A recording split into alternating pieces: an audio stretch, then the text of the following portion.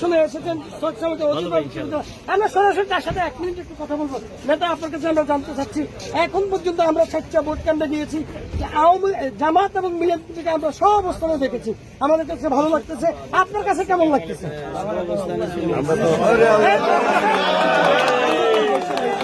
আমরা দেখছি প্রতিপক্ষ একসাথে হয়েছেন কেন্দ্র পরিদর্শনে এসে আমরা এখন পরে যাচ্ছি।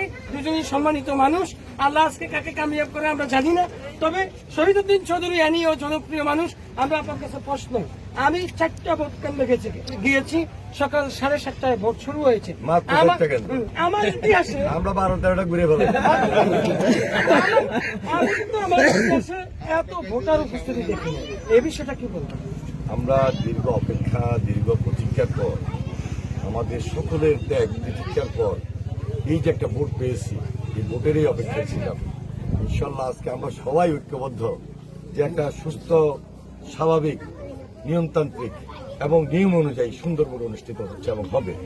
এটা আমাদের প্রত্যাশার জায়গা থেকে আমরা সবচেয়ে বেশি বলতে পারি। এই ভোট কেন্দ্রের বিষয়ে আপনার কোনো অভিযোগ আছে এই মুহূর্তে? এখন পর্যন্ত আমি এই ধরনের কোনো অভিযোগ পাই নাই, দু একটা থাকতে পারে, এগুলো খুব সিম্পল। যদি এই শান্তপূর্ণ পরিবেশে ভোট অব্যাহত থাকে, আপনার ফলাফল যাই হোক মেনে নিবেন? অবশ্যই, যে ঐক্যবদ্ধ বললাম। আপনার কাছে প্রশ্ন হচ্ছে, আপনার প্রধান প্রতিদ্বন্দ্বী যিনি, আপনারা তো এই 22 দিন আপনারা লক্ষ্মীপুরকে কাঁপিয়ে তুলেছেন, আপনাদের এক একটা মিছিল ছিল একবারে জনসমুদ্র, যেমন বিএনপি ছিল তেমন আপনারও ছিল। এই যে উৎসব জাগিয়েছেন, আজকে ভোট হচ্ছে, ফলাফল যাই হোক আপনাকে মেনে নেবেন? ধন্যবাদ। আসলে আমরা প্রতিদ্বন্দ্বী বলি না, আমরা বলি প্রতিযোগী। আমরা দীর্ঘ ফ্যাসিবাদের বিরুদ্ধে একসাথে লড়াই করেছিলাম এবং মানুষ যে 15 বছর এখানে ভোট দিতে পারে, আজকের উৎসব অবস্থা হচ্ছে মানুষের সে ভোট দেওয়ার আকাঙ্ক্ষা থেকেই এটা অনেকটাই ঈদের উৎসবের।